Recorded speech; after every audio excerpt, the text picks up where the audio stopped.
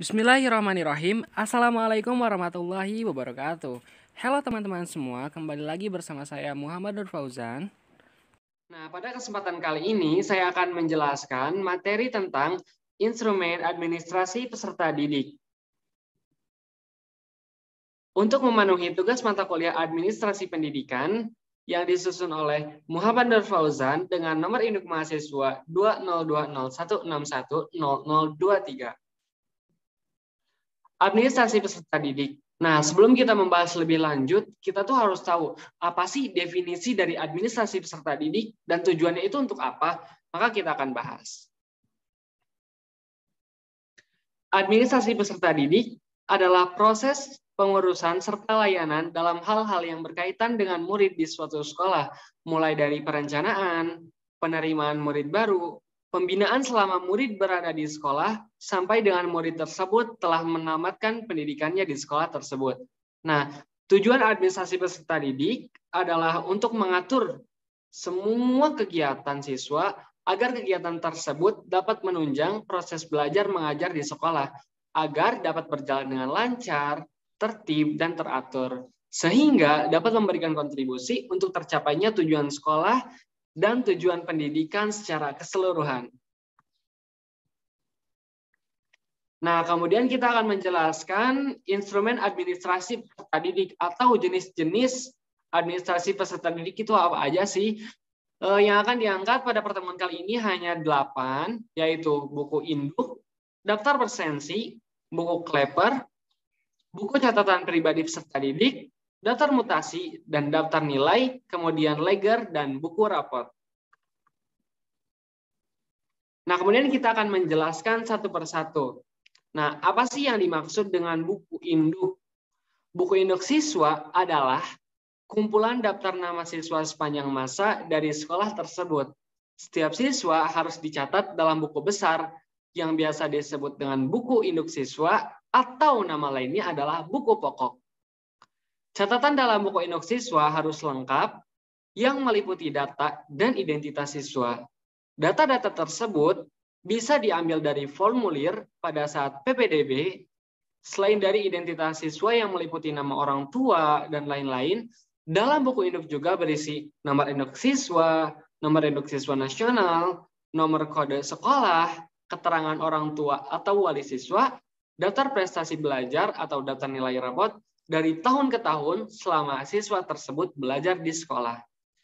Catatan dalam buku induk itu harus jelas, dan ini merupakan tanggung jawab dari kepala sekolah. Namun pada penggarapannya bisa diserahkan kepada pegawai sekolah. Apa sih fungsi dari buku induk siswa? Nah, perlu ada buku induk siswa dikarenakan kelengkapan data ini sangat penting dalam berbagai kasus tertentu. Contohnya, seperti menentukan siswa yang berhak memperoleh dana bantuan, mengetahui perkembangan jumlah siswa dari tahun ke tahun, memahami kondisi siswa terutama bagi yang memiliki masalah, baik masalah akademik maupun masalah non-akademik. Kemudian untuk memenuhi keterangan pihak tertentu, contohnya seperti kepolisian sebagai pemenuhan keterangan untuk kejadian tertentu. Nah, ini adalah contoh dari buku induk siswa, di mana di dalamnya berisi nomor induk siswa nasional, data diri siswa, tempat tinggal, riwayat kesehatan, riwayat pendidikan, tentang ayah, tentang ibu, dan wali. Selanjutnya yaitu kita akan membahas buku kleper. Apa sih yang dimaksud dengan buku kleper? Buku kleper merupakan buku yang digunakan untuk menuliskan data siswa terkait nama mereka secara alfabetis, berurutan sesuai alfabet atau abjad dari A sampai Z, dengan maksud memudahkan pencarian data siswa yang dibutuhkan. Misalnya, kita ingin mencari nomor induk dari siswa yang bernama Fulan, maka kita tinggal melihat urutan nama dari Aljad F. Manfaat dari buku kleper secara khusus yaitu sebagai media penulisan nama siswa yang terdaftar di sekolah, dan penulisannya didasarkan pada urutan huruf dari awal sampai akhir agar tersusun rapi dan memungkinkan data siswa dapat ditemukan dengan mudah dan cepat. Buku ini juga berfungsi untuk membantu buku induk memuat data murid yang penting-penting. Pengisiannya dapat diambil dari buku induk, tetapi tidak selengkap buku induk. Adapun kegunaan utama dari Google Clapper adalah untuk memudahkan mencari data murid, apalagi yang belum diketahui nomor induknya. Hal ini mudah ditemukan di Google Clapper karena tinggal melihat nama murid yang tersusun sesuai abjad. Nah, selanjutnya kita akan membahas contoh buku Clapper. Ini adalah contoh dari buku Clapper siswa.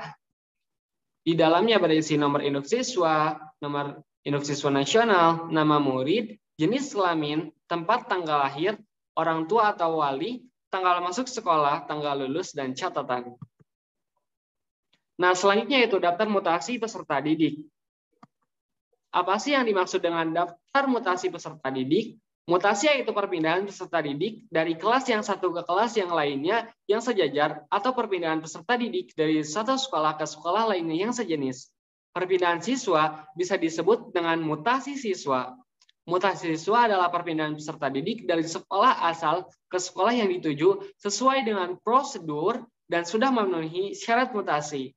Mutasi siswa mempunyai dua pengertian, yaitu perpindahan siswa dari sekolah ke sekolah lainnya yang sejenis dan perpindahan siswa dari suatu program ke jenis program yang lainnya. Fungsi dari daftar mutasi. Buku mutasi dimaksudkan untuk mengetahui jumlah keadaan peserta didik secara persis. Daftar mutasi itu digunakan untuk mencatat keluar masuk peserta didik dalam setiap bulan, semester, atau tahunan. Hal tersebut dilakukan karena keadaan peserta didik yang tidak tetap. Ada peserta didik yang pindah, atau ada peserta didik yang keluar, atau sebaliknya. Kemudian contoh dari daftar mutasi. Ini adalah buku daftar mutasi. Selanjutnya itu daftar presensi. Daftar presensi merupakan daftar yang berisi nama siswa yang digunakan untuk mencatat kehadiran siswa di kelas. Di dalam kelas, biasanya daftar presensi dipegang oleh guru untuk memeriksa kehadiran siswa di kelas pada jam pelajaran. Perbedaan presensi dan absensi dalam pendidikan wajib diketahui oleh guru, dosen, mentor, tutor, instruktur, maupun tenaga kependidikan yang lainnya. Konsep presensi dan absensi sangatlah berbeda. Namun, sampai saat ini masih banyak guru yang belum mengetahui tentang hal itu. Presensi itu diambil dari bahasa Inggris, yakni present yang artinya hadir atau datang, sedangkan absen itu absen artinya tidak datang. Dalam bahasa Indonesia sudah sangat jelas bahwa absen itu artinya tidak masuk sekolah, tidak masuk kerja, atau tidak hadir.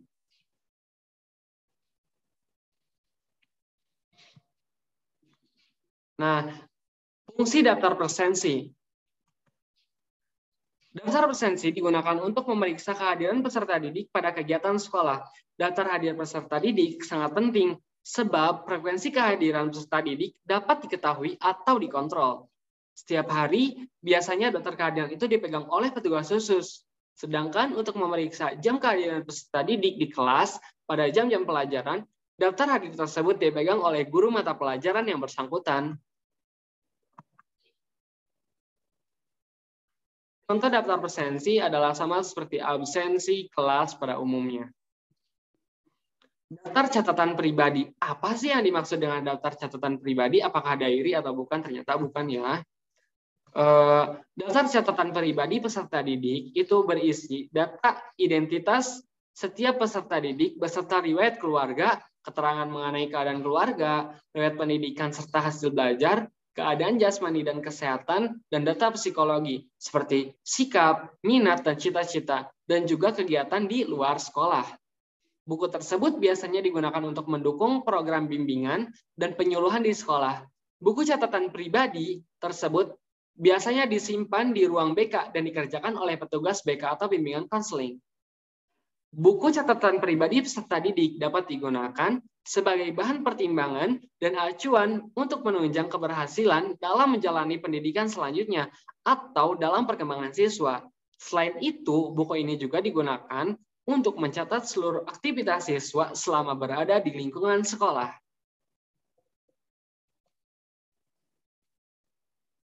Nah, ini adalah contoh catatan pribadi yang berisi nomor urut, tanggal, terlambat atau kasus, para murid, dan para konselor.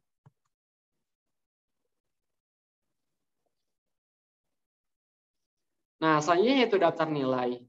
Daftar nilai adalah susunan angka yang diperoleh siswa sebagai hasil kerjanya dalam ulangan atau latihan sesuai dengan kecakapan atau prestasinya. Biasanya nilainya itu berkisar antara 110 bahkan ada 1 sampai 100. Daftar nilai ini dimiliki oleh setiap guru bidang studi atau mata pelajaran. Buku tersebut digunakan untuk mencatat hasil tes setiap peserta didik pada bidang studi peserta didik. Karena setiap nilai hasil tes dicatat di dalamnya, nilai-nilai tersebut sebagai bahan olahan nilai rapor.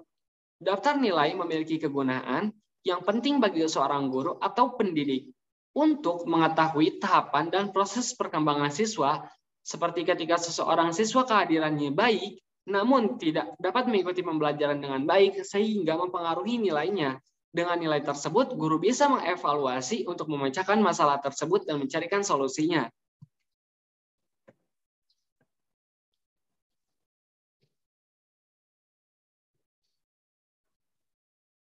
Nah, selanjutnya itu contoh daftar nilai.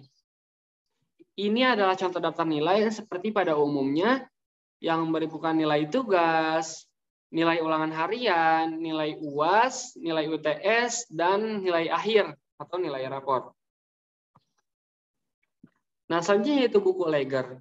Buku Legger merupakan buku atau format yang memuat pengetahuan siswa yang ternyata lebih cenderung pada data nilai secara umum, sehingga banyak yang menyebutnya value ledger.